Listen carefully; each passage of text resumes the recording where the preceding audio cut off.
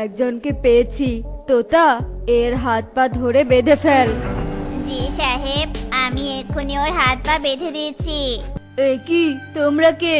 আর আমার বাড়িতে ঢুকে আমারই হাত পা বাঁধছো কেন?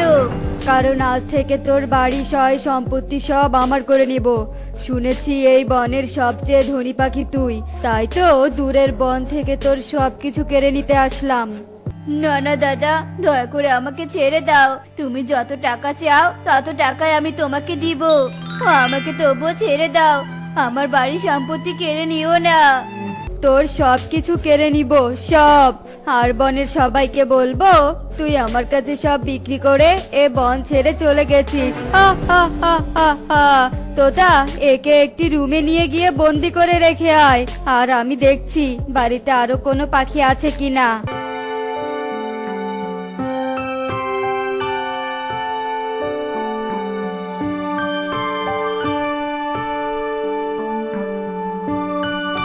টুনি আর টুকি তো ছাদে উঠে আকাশে চাঁদ দেখছে। ফোন করে টুনিকে এখান থেকে পালিয়ে যেতে বলি, নয়তো যে আমার মতো ওদেরকেও বন্দি করে রাখবে।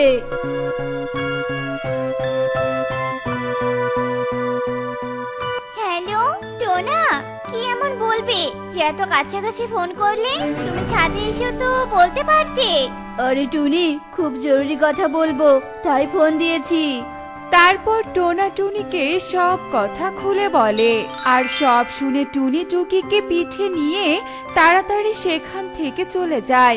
আর ঈগল তোতা পুরো বাড়ি খুঁজেও কাউকে খুঁজে না পেয়ে টোনার কাছে চলে আসে। এই টোনা, এত বড় বাড়িতে তুই একাই থাকিস নাকি? কাউকেই তো খুঁজে পেলাম না। হ্যাঁ দাদা, আমি একাই থাকি। তাহলে তো ভালোই হলো, কষ্ট করে কাউকে আর বন্দি করতে হলো না। তোর হাতে দেখছি মোবাইল ফোন, নিশ্চয় বাইরের পাখিদের সাথে যোগাযোগ করার চেষ্টা করতে চেয়েছিলি।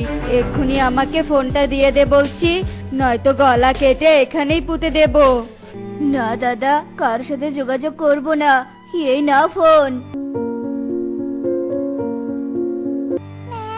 না, এখন আমরা কোথায় যাব আর কোথায় বা থাকবো? এত রাতে জঙ্গলের ভিতরে থাকতে তো আমার খুবই ভালো লাগছে মা। জোরে জোরে উঠতেই ফোনটা হাত থেকে পড়ে গেছে, নয়তো তোর বাবার কাছ থেকে শুনতে পারতাম যে আমরা কোথায় যাব। এখন তো আর উপায়ও দেখছি না রে মা, কষ্ট করে আজ রাতটা এই গাছের নিচেই কাটাতে হবে।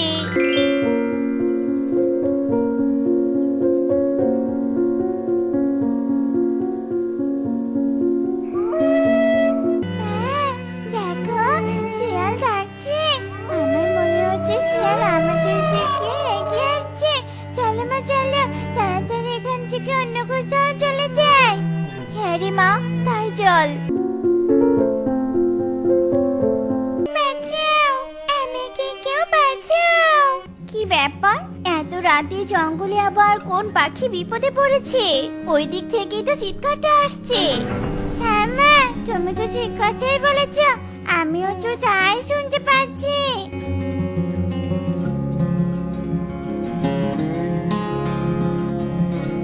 এ কি ব্যাং, তুমি আবার কথা বলছো কি করে?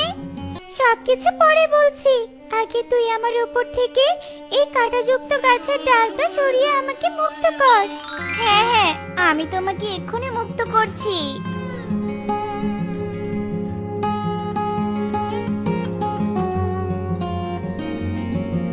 এ কি তান্ত্রিক বাবা, তুমি? হ্যাঁ রে মা, আমি ব্যাঙ রূপ ধারণ করে ধ্যান করতে বসেছিলাম, আর হঠাৎ গাছের ডাল ভেঙে আমার উপর পড়ে। আজ তুই যদি আমাকে মুক্ত না করতি, তাহলে যে আমার এখানে প্রাণ চলে যেত। যাই হোক, তুই এত রাতে জঙ্গলে কি করছিস? তখন টুনি তান্ত্রিককে সব কথা খুলে বলে, আর সব শুনে তান্ত্রিক জাদু দিয়ে একটি বিন নিয়ে আসে। এই নে একটি জাদুর বিন, এই বিন বাজালে হিংস্র প্রাণীদের মাথা পাগল হয়ে যাবে আর তোদের আক্রমণ করতে আসবে না।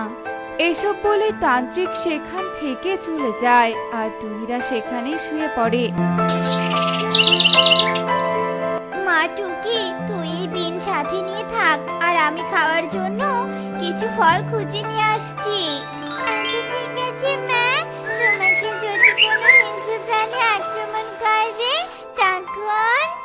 দিনের বেলায় আমাকে হিংস্র প্রাণী আক্রমণ করতে পারবে না রে মা। আমি হিংস্র প্রাণীকে দেখলেই জোরে জোরে উড়ে তোর কাছে চলে আসবো। আচ্ছা ঠিক আছে মা, তুমি তাহলে যাও, আমি ওই ফুলের বাগান থেকে কিছু ফুল তুলে নিয়ে আসছি। বাবা, তুমি বলেছো ওই বনে জঙ্গলে নাকি বড় ফুলের বাগান আছে, তাহলে তুমি আমাকে ফুলের বাগানে নিয়ে যাচ্ছ না কেন? এখন আমি বাইরে গেলে বিপদ হতে পারে। ইগলি, তুমি ইকরিকে নিয়ে জঙ্গলে ফুলের বাগানে যাও তো। আচ্ছা ঠিক আছে ইগল, চল মা, আমার সাথে চল।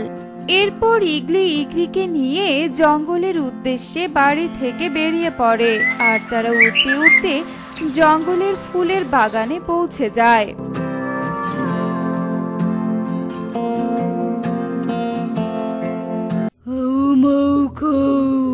পাখির গন্ধ পাও, আহা কি আনন্দ, আকাশে বাতাসে আজ পাখির মাংস খেয়ে পেট ভরাবো।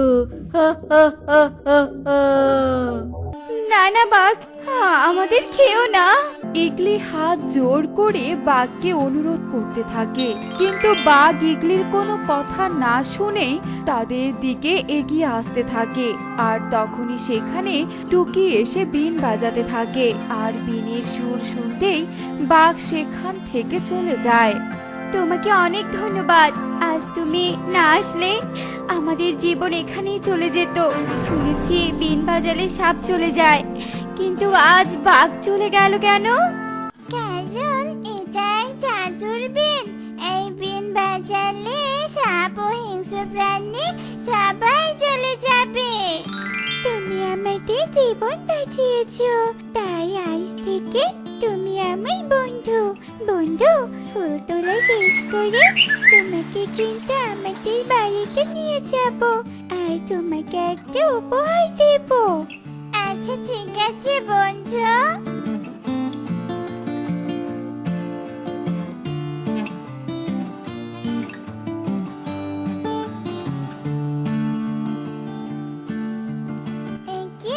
এটা তো আমাদের বাড়ি, তার মানে পাখিরাই আমাদের বাড়ি দখল করে নিয়েছে।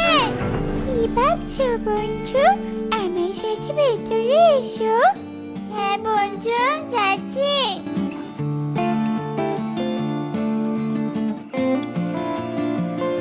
কি বন্ধু, তোমাদের বাড়িতে তো সাপ ঢুকেছে।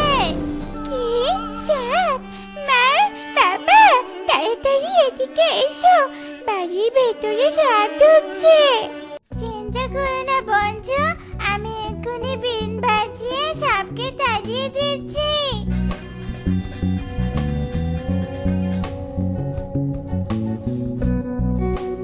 কোথায় সাপ? মা, কোথায় সাপ? এই দেয়ালে ছিল, আমার বন্ধু বিন বাজিয়ে তাড়িয়ে দিয়েছি বাবা। ও আচ্ছা, তুমি তো অনেক ভালো কাজ করেছো।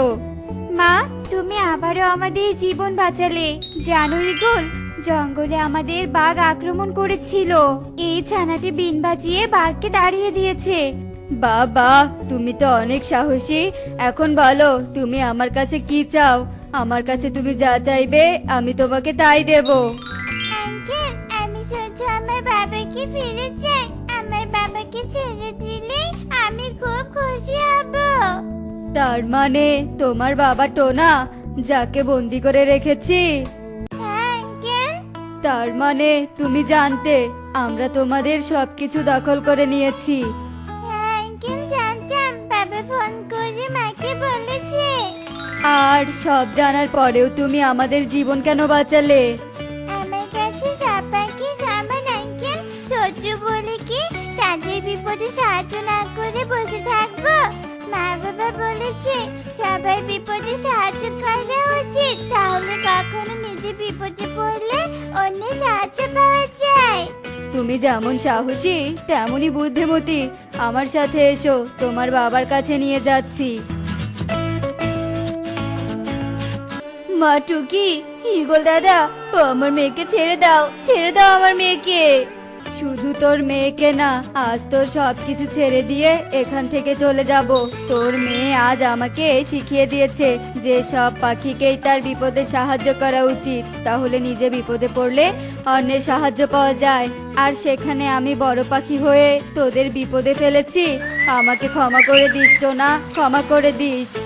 আচ্ছা ঠিক আছে দাদা, ক্ষমা করে দিয়েছি। মা টুকি, কি এমন কাজ করেছিস যে ঈগলের মন গলে গেল?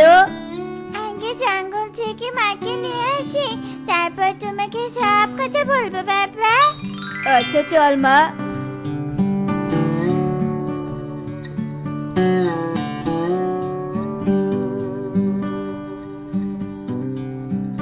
এই কি টোনা, তুমি? ওই ডাকাত ঈগল তোমাকে ছেড়ে দিয়েছে? হ্যাঁ মা, ছেড়ে দিয়েছে। এরপর টুকি টুনিকে সমস্ত ঘটনা খুলে বলে এবং সবাই খুশি মনে আবারও তাদের বাড়িতে চলে আসে।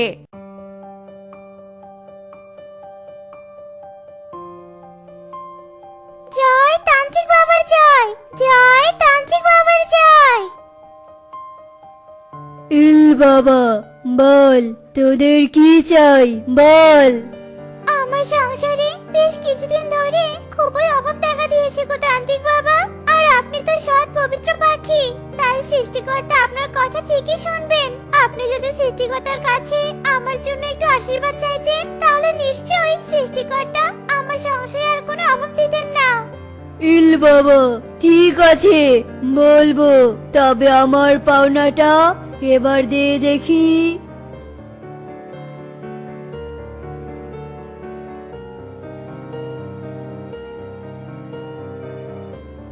আমাকেও আশীর্বাদ করুন তান্ত্রিক বাবা, আমি যেন সততার সাথে আমার রাঁধুনির কাজটা করে যেতে পারি। আর এই নিন তান্ত্রিক বাবা, আমি নিজ হাতে আপনার জন্য খিচুড়ি রান্না করে এনেছি। ইল বাবা, তুই আমার পছন্দের খিচুড়ি রান্না করে এনেছিস টুনি, তা বেশ ভালো সুগন্ধ বের হয়েছে তোর এই খিচুড়ি থেকে। আহা, আমার তো আর তর সইছে না। দে দে, এক্ষুনি আমাকে খিচুড়ি দে।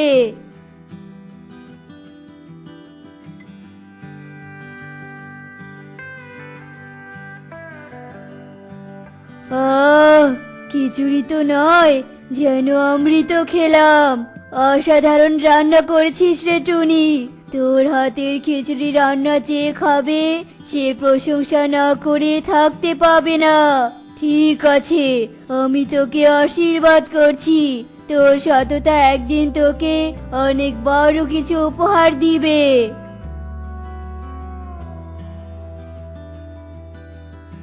আরে, অনেকগুলো টাকা জমা হয়েছে দেখছি। এতগুলো টাকা যখন জমা হয়েছে, তখন আর দেরি কেন? আজকেই আমার নিজের বনটা ঘুরে আসি। এ কথা বলে তান্ত্রিক নিজের ব্যাগপত্র গুছিয়ে নিয়ে নিজের বনে চলে যায় আর সেখানে গিয়ে কালু আর তোতাকে দেখতে পায়। শোন কালু, সারা বন ঘুরে এলাম, কিন্তু ভালো কোনো রাঁধুনি পেলাম না। সবার মুখে শুধু একটাই নাম, কালু রাঁধুনি। হ্যাঁ, আমার মতো রাঁধুনি এই বনে আর দুটো নেই। তা আমাকে এত করে খোঁজার কারণ কি শুনি? শোন কালু, মিনু রানীমার বাড়িতে এক খিচুড়ি ভোজনের আয়োজন করা হয়েছে। আর সেখানে শহর থেকে অনেক নামি দামি পাখি খিচুড়ি খেতে আসবে। তাই রানীমা হুকুম দিয়েছে পৃথিবীর সেরা রাঁধুনির কাছ থেকে খিচুড়ি রান্না করে নিতে।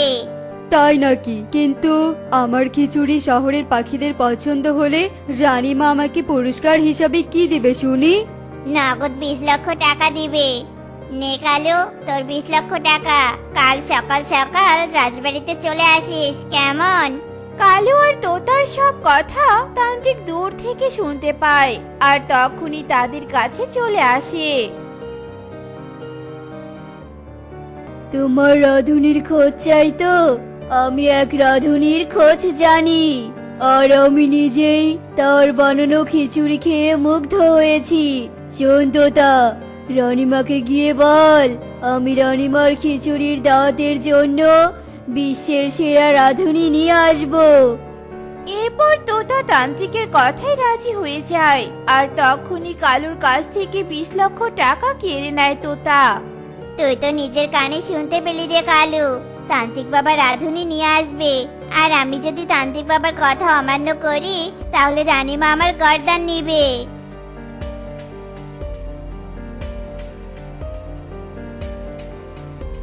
এত বড় অপমান! এই কালু রাধুনিকে অপমান করার পরিণতি খুব ভয়াবহ হবে।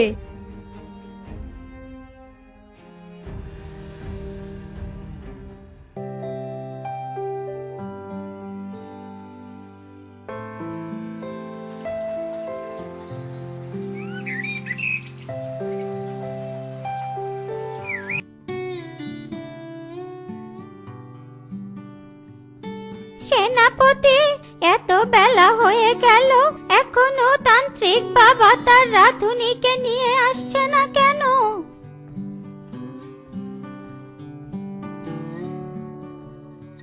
আমরা এসে গেছি রানীমা। আর এই হলো সেই সেরা রাধুনি টুনি, যার রান্নার কথা আমি তোতাকে বলেছিলাম। ও, তা বেশ ভালো কথা।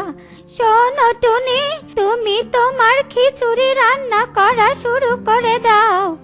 রানীমা, ও রানীমা, একটা খবর পেয়েছি। কি খবর শুনি? রানীমা, শহর থেকে ফোন এসেছিল, ওরা নাকি আজ একটা সমস্যায় পড়েছে, তাই আজকে ওরা খিচুড়ির দাওয়াত গ্রহণ করতে পারবে না, আর কাল সকালে নাকি ঠিক সময় উপস্থিত হবে। তাহলে আর কি করার? এই যে টুনি, তুমি তাহলে আজকের রাতটা আমাদের এখানেই থেকে যাও, আর সকাল হতেই তুমি কাজ শুরু করে দিও, কেমন? ঠিক আছে রানীমা। এরপর সবাই সেখান থেকে চলে যায় আর কিছুক্ষণ পরই বাইরে থেকে দরজার আওয়াজ ভেসে আসে। এই সময় আবার কে এলো? সেনাপতি, এক্ষুনি গিয়ে দেখো তো বাহিরে কে এলো। কি কারা তোমরা, আর এখানে কেন এসেছো? আমরা শহর থেকে খিচুড়ির দাওয়াত খেতে এসেছি। ঈগলের কথা শুনে সবাই অবাক হয়ে যায়, কারণ প্রাসাদে এখন কোনো খিচুড়ি রান্না করা হয়নি। আরে, তোমরা নাকি কিছুক্ষণ আগে ফোন করে বললে যে তোমরা আজকে আসতে পারবে না, তাই আমরা তো এখনো খিচুড়ি রান্না করিনি। এত বড় অপমান! আমাদের দাওয়াত দিয়ে এখন আমাদের নামে মিথ্যে কথা বলা হচ্ছে। ছি ছি ছি ছি, এই রাজ্যের রানীমা আমাদের অপমান করলো, এর প্রতিশোধ আমরা নিবই নিব। না না, সবাই সামনে শহরে পাখিরা রানীমাকে অপমান করছে, এ আমি কিছুতেই মেনে নিতে পারছি না। রানীমার সম্মান ঐতিহ্য রক্ষা করা আমাদের কর্তব্য। এই চল, আমরা সবাই শহরে ফিরে যাই। না না, আপনারা কোথাও যাবেন না, আমি এক্ষুনি আপনাদের জন্য খিচুড়ি নিয়ে আসছি। তবে এটা কিন্তু খুবই স্পেশাল আর মজার, তাই এটা খাওয়ার আগে একটা ধাঁধার উত্তর খুঁজে বের করুন, কেননা এই ধাঁধার উত্তরটা দিতে পারলেই আপনারা খিচুড়ি খেতে পারবেন। কি রাজি তো? হ্যাঁ রাজি, বলো দেখি তোমার ধাঁধা। বলুন তো, কোন দেশে চা নেই? টুনির ধাঁধার উত্তর সবাই ভাবতে থাকে, আর এদিকে টুনি তাড়াতাড়ি করে খিচুড়ি করতে থাকে। আর কিছুক্ষণ পর সে খিচুড়ি রান্না করা শেষ করে সবার সামনে নিয়ে আসে।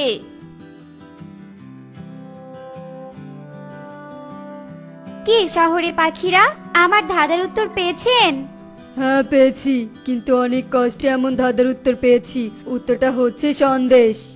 আরে বাহ, আপনারা তো জিতে গেছেন, তাই এই মজাদার খিচুড়ি এখন আপনারা খেতে পারবেন। এরপর সবাই টুনির বানানো খিচুড়ি খেতে থাকে, আর কিছুক্ষণ পরেই তাদের খাওয়া শেষ হয়ে যায়। আর সবাই মিনুর কাছে ক্ষমা চেয়ে টুনির নামে প্রশংসা করে আবারও শহরে চলে যায়। আর মিনু রানী খুশি হয়ে টুনিকে 20 লক্ষ টাকার তুলনায় 1 কোটি টাকা উপহার দেয় আর বলে, সত্যি টুনি, তোমার বুদ্ধির জবাব নেই, নিজেও জিতলে আমারও সম্মান রক্ষা করলে। মা, ও মা, তুমি বাবাকে বলো না আমি কৃষি বিশ্ববিদ্যালয়ে ভর্তি হয়ে কৃষি নিয়ে পড়াশোনা করতে চাই।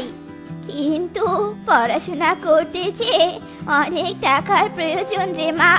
এতগুলো টাকা তোর বাবা কোথায় পাবে বল তো? কেন মা, আমাদের যে জমিটা পড়ে আছে ওই জমিটা বাবাকে বিক্রি করে দিতে বলো, তাহলে তো আমার পড়াশোনার খরচ চালাতে কোনো সমস্যা হবে না। কি রে মা, কি যেন বলছিস পড়াশোনা নিয়ে? কি আর বলবে, তোমার যে জমিটা আছে সেই জমিটা বিক্রি করে সে পড়াশোনা করতে চাচ্ছে। হ্যাঁ বাবা, মা ঠিক কথাই বলেছে। আমি কৃষি বিশ্ববিদ্যালয়ে পড়তে চাই, আর পড়াশোনা করে যখন একটা চাকরি পাবো তখন আমি তোমাকে একটা না দুটো না চারটে জমি কিনে দিব, বুঝতে পেরেছো? না, ওই জমি আমি কিছুতেই বিক্রি করব না। কেননা ওই জমি আমার বাপ দাদার শেষ স্মৃতি। টাকার অভাবে ওই জমিতে আমি কোনো কিছুই চাষ করতে পারছি না। তবে আমি মোড়ল বাবুর কাছে টাকা ধার চেয়েছি। উনি যদি টাকাটা দেয় তাহলে কালই আমি আমার জমিটায় ধান চাষ করব। টুনির মা, তাড়াতাড়ি আমাকে খেতে দাও তো, আমি হাত মুখ ধুয়ে আসছি। বাবা, ও বাবা, তুমি একটু বোঝো না, আমার যে কৃষি বিশ্ববিদ্যালয়ে পড়ার অনেক ইচ্ছে বাবা, অনেক ইচ্ছে। ঠিক আছে রে মা, আমি আর একবার বলে দেখি, তুই যা গিয়ে পড়তে বস।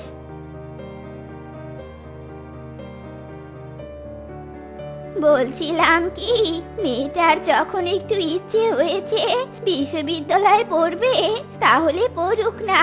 তাছাড়া আমাদের ওই জমিতে তো কোনো কিছুই চাষ হয় না, তাই তুমি ওই জমিটা মোড়ল বাবুর কাছে বিক্রি করে দাও।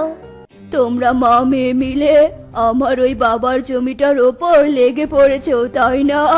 না, আমি বেঁচে থাকতে তোমাদের এই ইচ্ছে কোনোদিনও পূরণ হবে না। থাকো তোমরা তোমাদের ইচ্ছে নিয়ে, আমি চললাম। এ কথা বলে রাজুটনা বৃদ্ধ রাগ করে বাড়ি থেকে চলে যায়। আর এভাবেই দেখতে দেখতে রাত হয়ে যায়।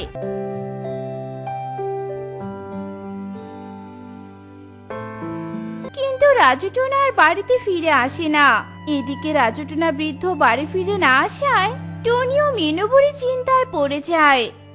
মা, বাবা এখনো ফিরছে না কেন? তবে কি বাবার কোনো ক্ষতি হয়ে গেল? চুপ কর মুখ পুরি, তোর জন্যই তোর বাবা রাগ করে বাড়ি থেকে বের হয়ে গেছে।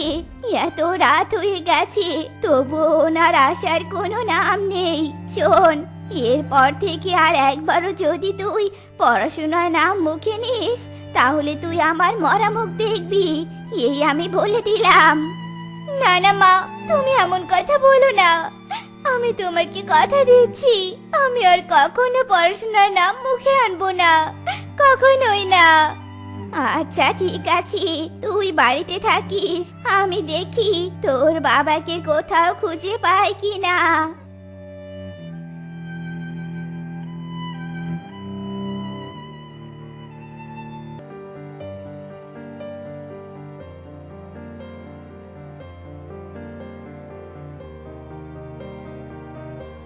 এ কি বাবা, তুমি সারাদিন কোথায় ছিলে? আর তোমার সাথে এরা কারা বলো তো? তোকে সব কথা আমি পরে বলছি রে মা। তুই আগে আমাদের মেহমানদের জন্য একটু ভালো মন্দ খাবারের ব্যবস্থা কর তো দেখি। রাজু টোনা বৃদ্ধর কথা শুনে টুনি কালু আর টোনার জন্য খাবার নিয়ে আসে আর তাদেরকে খাবার খেতে দেয়। আর কিছুক্ষণের মধ্যেই তাদের খাওয়া শেষ হয়ে যায়।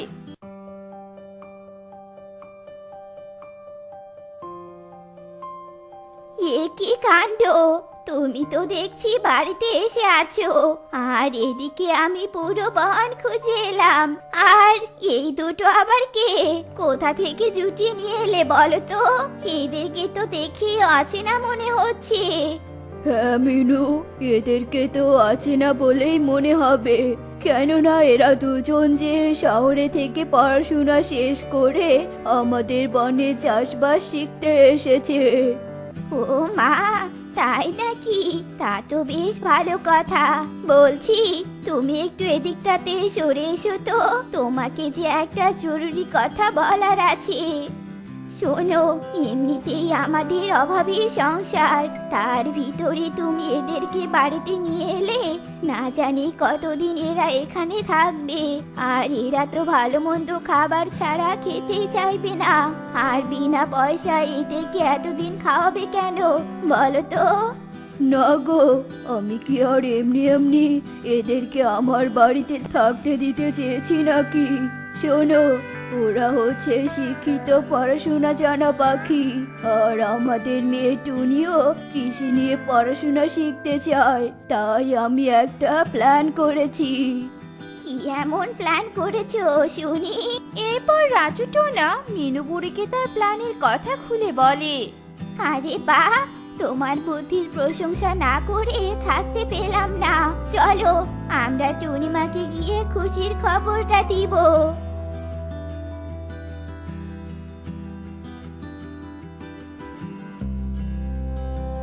ইয়ে কি মা, তোমরা এতক্ষণ থেকে কি এমন কথা বললে শুনি? আমরা এতক্ষণ থেকে তোর পড়াশোনা নিয়ে কথা বলছিলাম রে মা। শোন, কালকে থেকে এই শহরের পাখি দুজন তোকে কৃষি নিয়ে পড়াশোনা শেখাবে। আর বাবারা, তোমরা চাষবাস ভালোভাবে না শেখা পর্যন্ত যতদিন ইচ্ছে আমাদের বাড়িতে থাকতে পারো। আপনাদের অনেক ধন্যবাদ আমাদের এত বড় উপকার করার জন্য। সত্যি বলতে, আমরা এর আগেও কয়েকটা বাড়িতে গিয়ে একটু থাকার জন্য আশ্রয় চেয়েছিলাম, কিন্তু সবাই আমাদের তাড়িয়ে দিয়েছে। কিন্তু এই আঙ্কেল আমাদেরকে থাকতে দিতে রাজি হয়েছে। মা ঠিকই বলে, এখনকার দিনে ভালো পাখি খুঁজে পাওয়া খুবই কষ্টকর। আচ্ছা, ঠিক আছে, অনেক রাত হয়েছে, এখন তোমরা সবাই গিয়ে ঘুমিয়ে পড়ো। এরপর সবাই ঘুমোতে চলে যায়। আর এভাবেই দেখতে দেখতে সেই রাত কেটে যায়।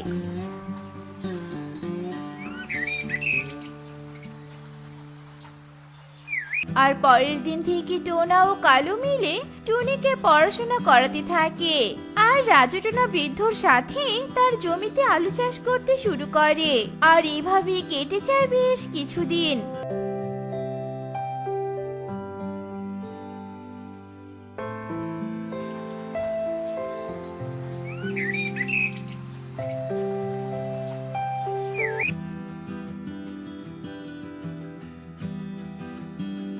এ কি আঙ্কেল, আজ আপনাকে দেখে অনেক খুশি মনে হচ্ছে। তা এতটা খুশি হওয়ার কারণ কি শুনি? আরে বাবা, আজ আমি অনেক খুশি, কারণ আমার মেয়ে যে বিশ্ববিদ্যালয়ে পড়ার সুযোগ পেয়েছে। শুধু কি তাই বাবা, আমি যে সরকার থেকে স্কলারশিপ পেয়েছি সেটা তো বললে না বাবা? তাই নাকি টুনি, তুমি স্কলারশিপ পেয়েছো? সত্যি, আমরা যখন তোমাকে পড়াশোনা করাচ্ছিলাম তখনই বুঝেছিলাম তোমার মধ্যে এক অন্যরকম প্রতিভা আছে। যাই হোক, আরো সামনের দিকে এগিয়ে যেতে হলে মন দিয়ে পড়াশোনা করতে হবে টুনি। তবে আঙ্কেল, আমরা যে আজ অনেক খুশি, তাই আমরা যে আপনাদেরকে একটু মিষ্টিমুখ করাতে চাই। এই টোনা, ঘর থেকে মিষ্টিগুলো নিয়ে আয় তো দেখি।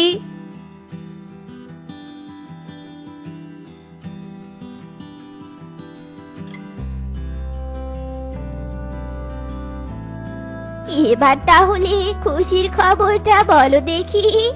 আজ আমাদের শহর থেকে বনে চাষবাস শিখতে আসাটা সার্থক হয়েছে গো মাসিমা। কেননা আমাদের চাষ করা জমিতে আলুর ফলন বেশ ভালো হয়েছে, আর সব হয়েছে শুধুমাত্র আঙ্কেলের জন্য। আপনাদের এই উপকারের কথা আমরা কখনো ভুলবো না আঙ্কেল। আর কাল ভোরের ট্রেনেই আমরা শহরে চলে যাচ্ছি।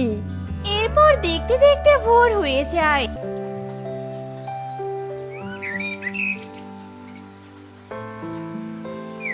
আর টুনি ভোর হতেই কালু আর টোনার জন্য নিজের হাতে রান্না করে আর তাদের খাবার খেতে দেয়।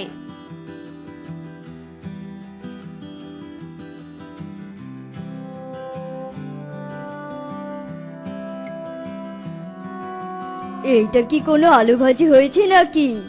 কেন টোনা বাবু, আমার বানানো আলু ভাজি সুস্বাদু হয়নি বুঝি? শুধু কি তাই, অনেক ভালো হয়েছে টুনি। এখন তো মনে হচ্ছে সব খাবার ছেড়ে আলু ভাজি খাবো, আর কখনো কোনো খাবার খাবোই না যদি তোমার বানানো আলু ভাজির স্বাদটা মুখ থেকে চলে যায়।